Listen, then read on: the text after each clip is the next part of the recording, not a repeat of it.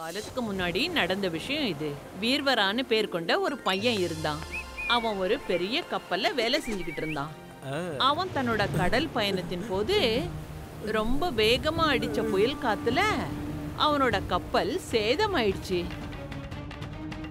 அந்த கப்பலே உடைஞ்சு செதறி போச்சு. மறுநாள் மயக்கத்துல இருந்த வீர்வராவோட கண்கள் திறந்தது. அப்ப அவன் தெரியாத ஒரு தீவுல நின்னுகிட்டு இருந்தான். நான் இப்ப எங்க வந்திருக்கேன்? யாராவது இருக்கீங்களா? யாராவது இருக்கீங்களா? யாராவது இருக்கீங்களா? ரொம்ப தூரம் போனதுக்கு அப்புறமா வீர்வராவுக்கு கடைசியில ஒரு நகரம் தெரிஞ்சது. மக்கள் கிடைச்சிட்டாங்க.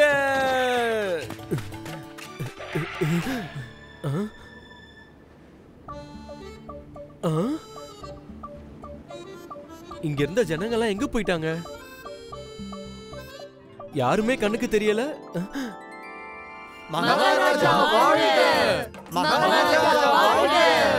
மகாராஜாவா? எங்க? அடடடா, நில்லு, வேணாம்.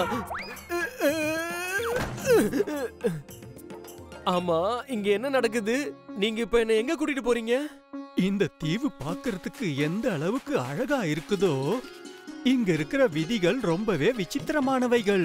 இங்க இருக்கிற விதிப்படி இங்க யாராவது புயல்ல மிதந்தோ இல்ல வழி தெரியாம வந்தாலோ அவங்கள நாங்க புது ராஜாவா ஆக்கிடுவோம். அதுக்கப்புறம் வாழ்நாள் முழுக்க பழைய ராஜாவை ஆளே இல்லாத தீவுக்கு அனுப்பி வச்சிடுவோம். யாரு ராஜாவா இருந்து இங்க சேவை பண்ணாங்களோ அவங்க வாழ்நாள் முழுக்க தனிமையில இருக்கணுமா? இது உண்மையிலே விசித்திரமானதுதான். அது சரி, இப்போ இங்க ராஜா யாரு? நான் தான். வீர்வராக்கு இப்பதான் விஷயமே புரிஞ்சுது. அந்த ஆள் ஏன் இவ்ளோ சோகமா இருந்தாருன்னு. ஏன்னா அவர் இப்ப ராஜா அரண்மனையை விட்டுட்டு ஆளே இல்லாத தீவுக்கு போக வேண்டிய முறை. வயசான அந்த மனுஷனுக்கு கவலை வந்துடுச்சு. அந்த தீவோட விதிமுறைப்படி அடுத்த நிமிஷமே வீர்வரா மகாராஜா வீர்வராவா மாறிட்டான். அவனோட புரிதலும் கருணை உள்ளம் கொண்ட காரணத்தினால மக்கள் அவன் மேல ரொம்ப அன்பா இருந்தாங்க.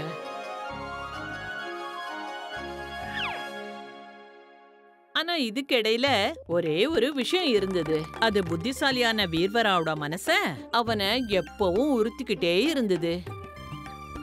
அப்புறம் அதுதான், ஒரு நாள் யாராவது ஒருத்தர் ராஜாவாகி வந்தா அப்புறம் அவனும் ஒரு தனி தீவுக்கு போக வேண்டிய நிலைமை ஏற்பட்டுடும். அதுக்கப்புறமா இதுல இருந்து விடுதலை பெறறதுக்காக புத்திசாலியான மகாராஜா வீர்வராவுக்கு ஒரு யோசனை தோணிச்சு. வீரர்களே, மழை காலத்துல கடற்கரை ஓரத்துல இருக்க மக்களோட வீடுகள்லாம் அடிச்சிட்டு போயிடுது. அதனால என் உத்தரவு என்னன்னா, வெறிச்சோடி போன அந்த தீவோட சில பகுதிகளை நம்ம நகரத்தை போலவே அந்த இடத்தையும் சீரமைங்க. அதுல வீடு, கடைகள், தெருக்கள் எல்லா வசதிகளும் இருக்கணும். விரிச்சோடி போன வீதி இல்லையா? ஆனா மகாராஜா அங்க இங்க இருந்து அனுப்பப்பட்ட ராஜாக்கள் தானே அங்க இருப்பாங்க. இது என்னுடைய பரிந்துரை இல்ல, உத்தரவு. புரியுதா? அப்படியே மகாராஜா.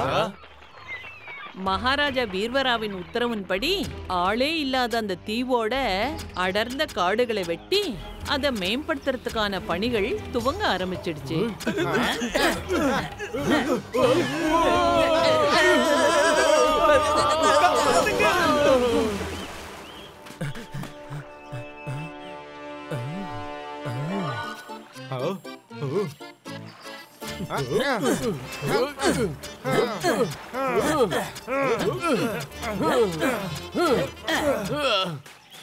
இப்போ அந்த வெறிச்சோடின தீவு வெறிச்சோடி போய் இல்ல.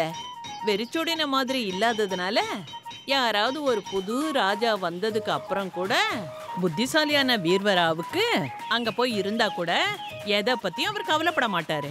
இந்த மாதிரி அவரோட திட்டம் வேலை செய்ய ஆரம்பிச்சிடுச்சு. அப்புறமா அவர் கவலையே இல்லாம ரொம்ப அறிவுபூர்வமா தன்னோட ராஜ்யத்தை நடத்திட்டு வந்தாரு. அப்ப ஒரு நாள், மகாராஜா மகாராஜா மகாராஜா, ரொம்ப தூரத்துல பெரிய கப்பல் முழுகி போச்சுன்னு தகவல் வந்திருக்கு.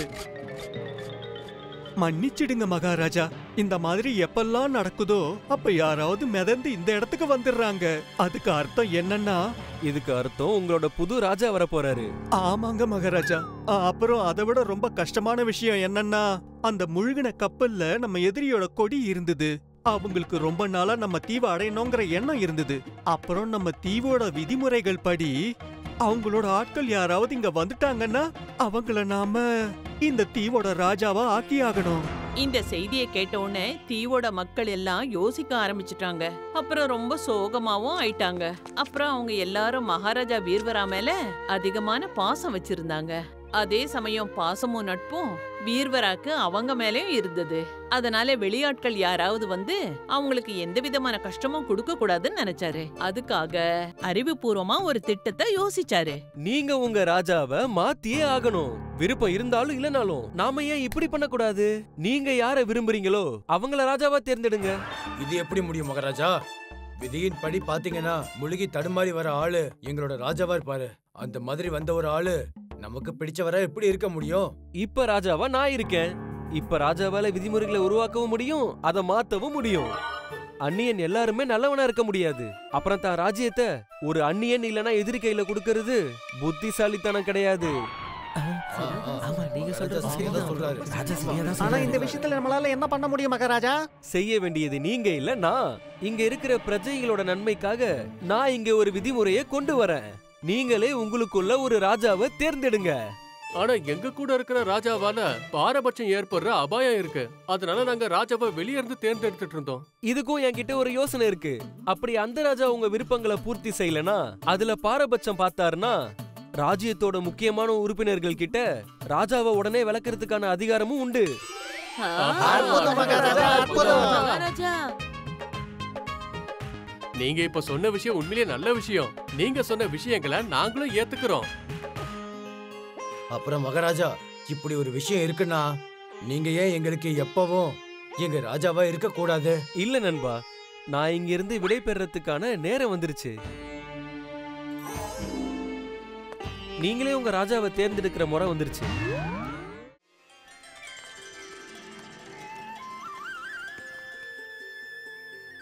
காஞ்சி விஜயநகரத்தோட நெசவாளி, அதாவது பீர்பாரோட பொண்ணு. அவ பார்க்க ரொம்ப அழகா இருப்பா, உழைப்பாளியும் கூட. ஒரு தடவை மகாராஜா வித்யாதரோட பையன் ஸ்ரீராம் நகரத்தை சுத்தி பார்க்கறதுக்காக கிளம்பினாரு. அப்ப அவரோட பார்வை காஞ்சி மேல பட்டுது. அவ சுழலும் சக்கரத்துல துணிகளை நெய்துகிட்டு இருந்தா.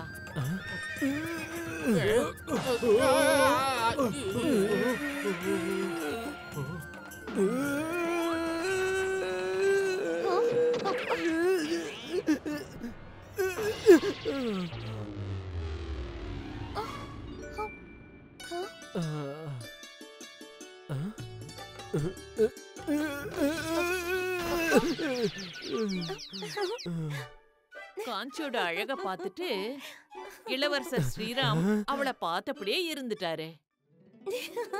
அவர் இவ்ளோ அழகான அப்புறம் உழைப்பாளியான பொண்ணை இதுவரைக்கும் பார்த்ததே இல்ல. அதனால அவர் உடனே காஞ்சியை கல்யாணம் பண்றதுக்கு உடனே முடிவு பண்ணிட்டாரு.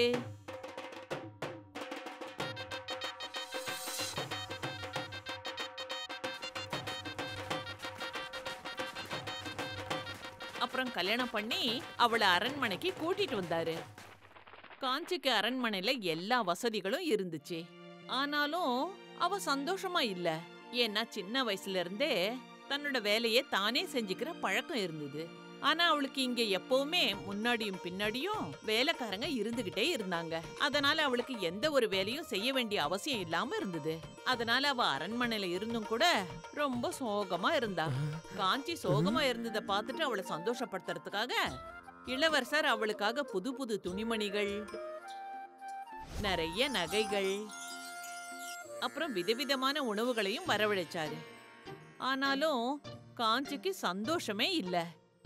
அப்புறம் ஒரு நாள் காஞ்சி தோட்டத்துல ஓய்வு எடுத்துக்கிட்டு இருந்தா. கிராமத்து வாழ்க்கை எவ்வளவு நல்லா இருந்தது. என் வேலைகள் எல்லாம் நானே செஞ்சுக்கிட்டேன். அக்கம் பக்கத்துல பேச எத்தனை பேர் இருந்தாங்க.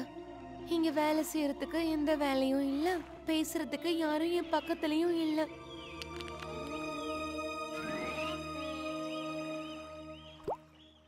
ஓ, இது என்ன பூச்சி? நான் இது வரைக்கும் பார்த்ததே இல்லையே. காஞ்சி முதன் முறையா அப்படி ஒரு பூச்சிய பார்த்தா. அதுதான் பட்டு பூச்சி. அப்புறம் அது உடம்புல இருந்து வந்துகிட்டு இருந்த நூல் இருக்கே, அது பட்டு, அதாவது சில்க். என்னது இது?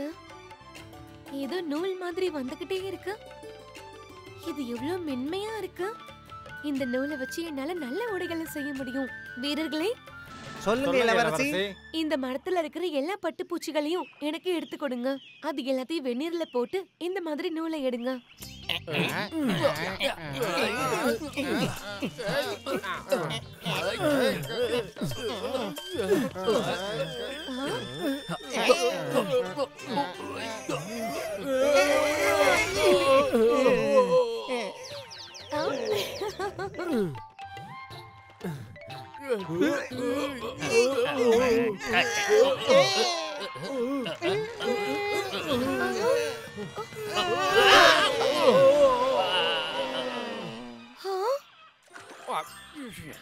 இளவரசி அம்மா, இது என்ன பூச்சியா இல்ல ராட்சசனா?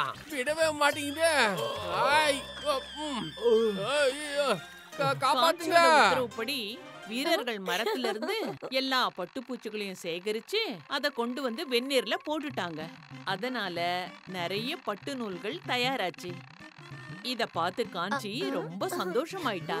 அப்புறம் பட்டுல துணிமணிகளை தயாரிக்கிறதுக்காக அவ ஒரு விசைத்தறிய கேட்டா. இது ஒரு அற்புதமான உடை. இவ்வளவு அழகான மென்மையான இப்படி ஒரு உடைய நான் இது வரைக்கும் பார்த்ததே இல்ல. நானும் இது வரைக்கும் பார்த்தது இல்ல. ஆனா இது உங்களுக்கு ரொம்ப பிடிச்சிருக்கல. எனக்கு சந்தோஷமா இருக்கு. நான் இந்த மாதிரி இன்னும் நிறைய துணிகளை தயாரிக்கணும். ஆகட்டும் இளவரசி, உங்களால எவ்வளவு முடியுமோ அவ்வளவு தயார் பண்ணுங்க. வீரர்களே, மகாராணிக்கு ராஜ்யத்துல இருக்க எல்லா பட்டு பூச்சிகளையும் கொண்டு வந்து கொடுங்க. இன்னையில இருந்து இந்த ராஜ பரம்பரையில எல்லாருமே இந்த பட்டு துணியை மட்டும்தான் அணியணும். அப்படியே ஆகட்டும் இளவரசே. பழையபடி வேலை செய்ய ஆரம்பிச்சதுனால காஞ்சியோட முகத்துல சந்தோஷம் ஏற்பட்டுச்சு. அப்புறம் இந்த மாதிரி காஞ்சி செஞ்ச துணிகளை இவ்வளவு பட்டான அப்புறம் அவ்வளோ மென்மையா இருந்தது. மெல்ல மெல்ல அத பத்தின பேச்சுவார்த்தை அக்கம் பக்க ராஜ்யத்துக்கு பரவுச்சு. அவங்க எல்லாரும் அந்த பட்டு துணிகளை தயாரிக்கிறதுக்கான ஆசையை தூண்டிச்சு. மகாராஜா வாழ்க! நான் உங்ககிட்ட மகாராஜா ஹிமபிந்தோட ஒரு கோரிக்கையை கொண்டு வந்திருக்கேன். அமைச்சரே, சொல்லுங்க. உங்க ராஜ்யத்துல நீங்க தயாரிக்கிற அந்த பட்டு துணிகளை பத்தி நாங்க நிறைய கேள்விப்பட்டிருக்கோம். எங்க மகாராஜாவோட விருப்பம் அதை தயாரிக்கிறதுக்கான செய்முறைகளை எங்களுக்கும் நீங்க சொல்லி தரணும். இந்த மாதிரி அரிய கலைகளை பகிர்ந்துக்கிறது தானே நல்லது. அப்புறம் நீங்க இந்த மாதிரி செய்யறதுனால உங்க புகழ் 4 பக்கங்களையும் பரவும். தாராளமா. மன்னிக்கணும் மகாராஜா, நான் உங்ககிட்ட ஒரு விஷயம் பேசணும். உத்தரவளிக்கிறேன். இந்த கலை நம்ம ராஜ்யத்தோட ஒரு பொக்கிஷம். இத வியாபாரம் பண்ணலாமே தவிர இந்த ரகசியத்தை வேற யாருக்கும் சொல்லி கொடுக்க முடியாது. அப்புறம் யோசிங்க மகாராஜா, இந்த அழகான பட்டு துணிகளால நம்ம ராஜ்யம் இன்னும் எவ்வளவு செழிப்பாகலாம். இளவரசர் சொல்ற இந்த விஷயத்த நானும் ஒத்துக்கிறேன். அமைச்சர் அவர்களே, என்ன மன்னிச்சிருங்க. பரவாயில்ல, இருக்கட்டும் மகாராஜா. இளவரசர் வியாபாரம் பண்ண அனுமதியை கொடுத்துட்டாரு. இதுவே எங்களுக்கு போதுமானது. இது போல விஜயநகர் ராஜ்யத்துக்கு அக்கம் பக்கத்துல இருந்து பட்டு துணிகளோட வியாபாரம் ஆரம்பிச்சிடுச்சு. அப்புறம் இந்த கலை வேற எந்த இடத்துக்கும் போகல. அதனால மகாராஜாவோட உத்தரவுப்படி யாருக்குமே விஜயநகர்ல இருந்து பட்டு நூல்களை இல்ல பட்டு நூல்களோட பட்டு பூச்சிகளை நகரத்தை விட்டு வெளியே கொண்டு போறதுக்கு அனுமதி அளிக்கல. அப்புறம் இந்த கலையை சொல்லி கொடுக்கறதுக்கான அனுமதியும் அளிக்கல. பட்டு துணிகளோட வியாபாரத்துக்கான விஜயநகரமும் நல்ல வல்லரசா மாறிச்சு. அப்புறம் பிரபலமாவும் ஆச்சு. அட, இந்த புடவை எவ்வளவு அழகா இருக்கு. ஆமா, இது யாருக்கு? உனக்கு தான். எனக்கா? மறந்துட்டியா? இன்னைக்கு நீங்க இருந்து விடை பெறுற நாள். அக்கம் பக்கத்துல இருக்கிற எல்லா ராஜ்யங்கள்லயும் இந்த பட்டு துணி வியாபாரம் நடக்குது. அங்க இருக்கிற இளவரசி விடை பெறும் போது அவளுக்கு பட்டு துணி கொடுக்கணும்ல. எனக்கு விசை தெரியல. இந்த மாதிரி பட்டு துணிகளை நெசவு பண்றது ரொம்ப பிடிச்சிருக்கு. நான் புடவை மட்டும் இல்ல, நான் போகும்போது பட்டு பூச்சிகளையும் கூட கொண்டு போறேன். அப்பதான் அங்க போனதுக்கு அப்புறம் என்னால பட்டு துணிகளை தயாரிக்க முடியும். அப்படியெல்லாம் செய்யாத மல்லிகா. மகாராஜா கடுமையான உத்தரவு போட்டிருக்காரு. அப்படி மறந்துட்டியா? ராஜ்யத்தை விட்டு போகும்போது எல்லாரையும் சோதிச்சுதான் அனுப்புவாங்க. அப்படி மாட்டிக்கிட்டா பிரச்சனை ஆயிடும். அப்ப நான் என்ன பண்றது? ஒன்னும் பண்ண வேண்டாம். உனக்கு எப்பெல்லாம் பட்டு துணிகள் தேவைப்படுதோ யாரையாவது அனுப்பி வாங்கிக்க. மல்லிகா மகாராஜா வித்யாதரோட தம்பி பொண்ணு. அவளுக்கு கொஞ்ச நாளைக்கு முன்னாடிதான் அவளுக்கு பக்கத்து ராஜ்யத்தில் இருக்கிற இளவரசனோட கல்யாணம் ஆச்சு. பட்டு துணிகளை நெய்யறதுக்கு காஞ்சிக்கு அப்பப்போ மல்லிகா தான் உதவி செய்வா. அதனால அவ கல்யாணத்துக்கு அப்புறம் கூட பட்டு துணியை நெய்யணும்னு அவளுக்கு அதிகமான ஆசை. ஆனா அது பட்டுப்பூச்சிகள் இல்லாம நடக்காதே. அதனால அவ ஒரு யோசனைய பண்ணா.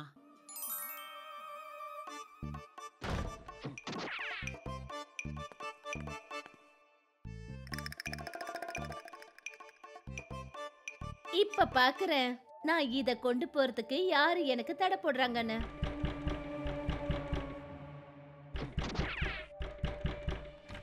தங்கையே, உன்னை அனுப்பி வைக்க வேண்டிய நேரம் வந்துருச்சு. இந்த ராஜ்யத்தோட விதிமுறைகள் படி நீ இங்கிருந்து போறதுக்கு முன்னாடி உன்னை சோதனை பண்ணுவாங்க. சரிங்கண்ணா, நான் தயாரா இருக்கேன். பணிப்பெண்களே, எதுவும் இல்லை இளவரசே. புறப்படு தங்கையே.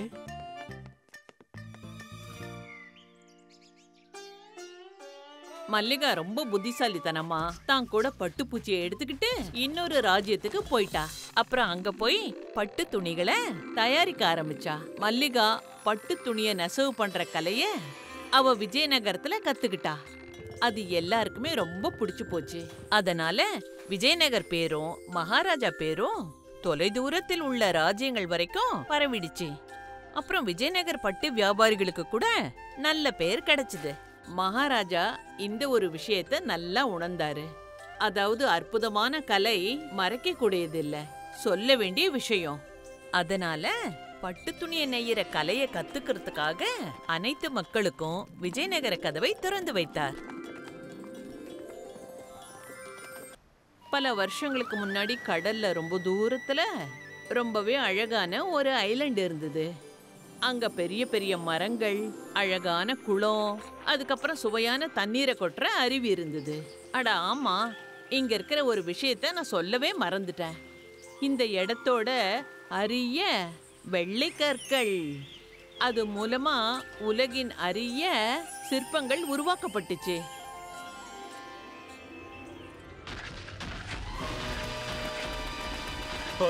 ஓடுங்க ஓடுங்க, சீக்கிரமா ஓடுங்க.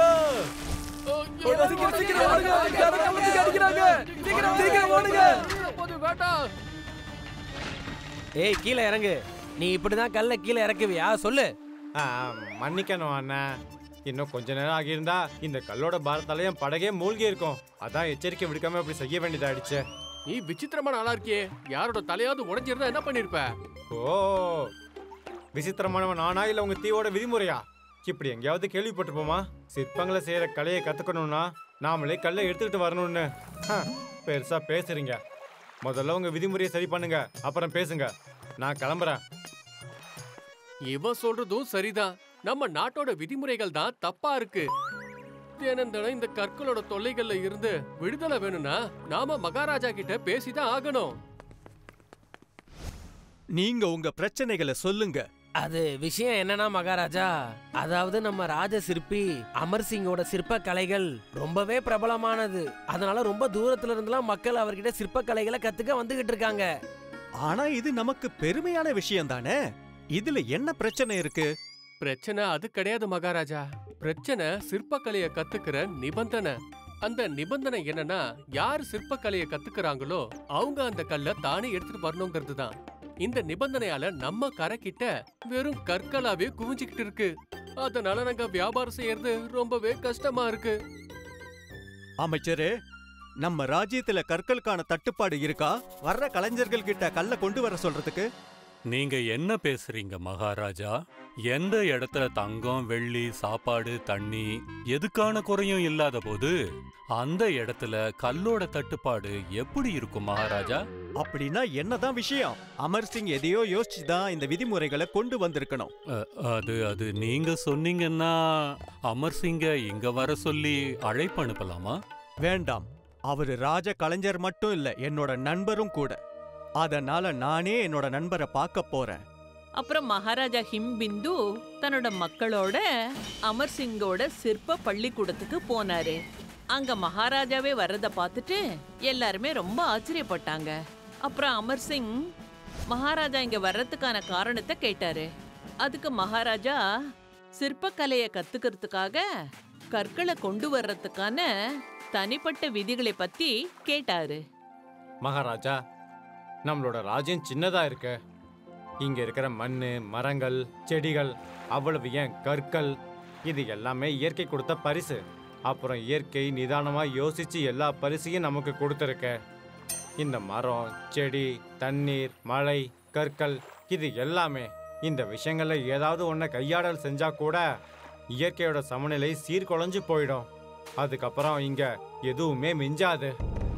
அப்படி எதுவுமே மிஞ்சாதுன்னா நம்மளோட வருங்கால சந்ததிக்கு நாம எதை கொடுப்போம்?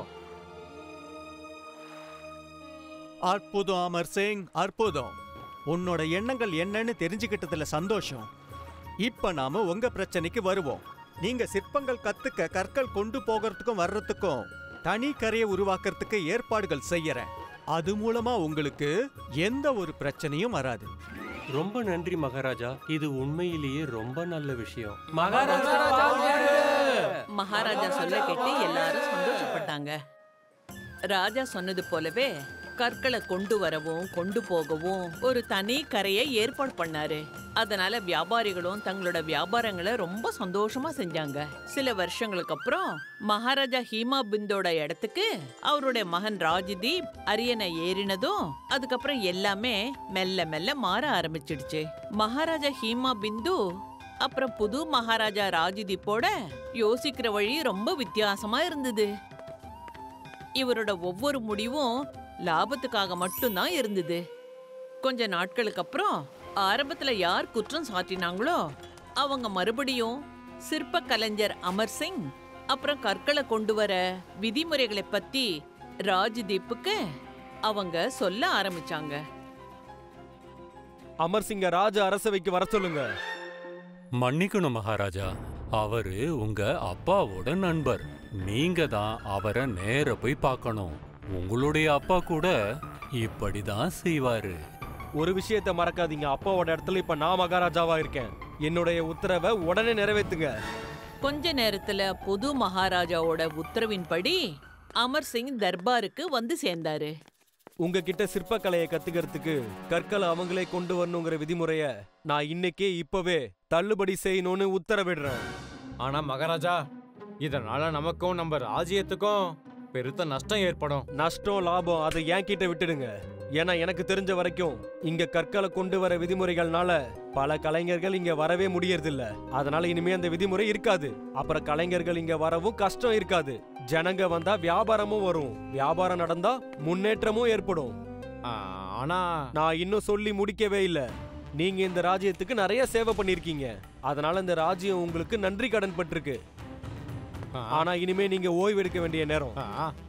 அதனால உங்க சேவைகள்ல இருந்து நாங்க உங்களுக்கு முக்தி அளிக்கிறோம். உத்தரவு மகாராஜா. தன்னோட லாபத்துக்கு முன்னாடி மகாராஜா ராஜ்தீப்புக்கு வேற எந்த யோசனையும் புலப்படல. அதனால இப்ப புது விதிமுறைகள் வந்ததுக்கு அப்புறம் மெல்ல மெல்ல ராஜ்யத்துல மக்கள் கூட்டம் அதிகமா வர ஆரம்பிச்சது. அதிகப்படியான அளவுல தோண்ட ஆரம்பிச்சாங்க, கற்களை எடுக்க ஆரம்பிச்சாங்க.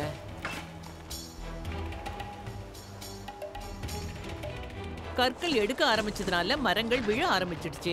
பள்ளம் தோண்ட ஆரம்பிச்சதுனால மணல், தூசி, இதனால பயிர்கள் பாதிக்கப்பட்டுச்சு. வெயில் அதிகமாக ஆரம்பிச்சிடுச்சு. பூமி வறண்டு போக ஆரம்பிச்சிடுச்சு. அதனால மெல்ல மெல்ல மக்கள் அந்த தீவை விட்டு போக ஆரம்பிச்சாங்க. அப்புறம் கொஞ்ச நாள்லயே அந்த தீவுல கல் சிற்பங்களை தவிர வேற எதுவுமே இல்லை. அப்புறம் எப்படி அமர் சிங் மகாராஜா ஹீமா பிந்துவுக்கு சொன்ன யோசனையின்படி ஒருவேளை இயற்கையோட சமநிலை ஒருவேளை பாதிக்கப்பட்டுச்சுன்னா அப்புறம் எல்லாமே முடிஞ்சு போயிடும் சொல்லி இருந்தாரு. இன்னைக்கு அது உண்மையாயிடுச்சு. இது போல ராஜாவோட தப்பான முடிவு நல்ல வளமையா இருந்த அந்த தீவை தரிசலாக்கிடுச்சு. அப்புறம் சந்தோஷமா இருந்த மக்கள் அவங்களுடைய வீட்டை விட்டு போக வேண்டிய கட்டாய சூழல் ஏற்பட்டுடுச்சு. அங்க ராஜாவோட தப்பான டிசிஷனால அவர் ராஜ்யத்தை விட்டு போக வேண்டிய நிலைமை ஆயிடுச்சு. அதே மாதிரி இங்க கோபி அங்கிளோட தப்பான டிசிஷனால நாம இந்த டென்ட்டை இங்கேயே விட்டுட்டு போறோம். கோபி அங்கிள், அம்மா தான் சொன்னாங்கல்ல நதிக்கரை கிட்ட இருந்து கற்களை எடுக்காதீங்கன்னு. இப்ப பாருங்க, அதனால தண்ணி டென்ட்டுக்குள்ள நுழையுது. ஓ நோ, சாரி அம்மா. இப்போ நாம எப்படி தூங்குறது? பாபு, சீரு, வாங்க.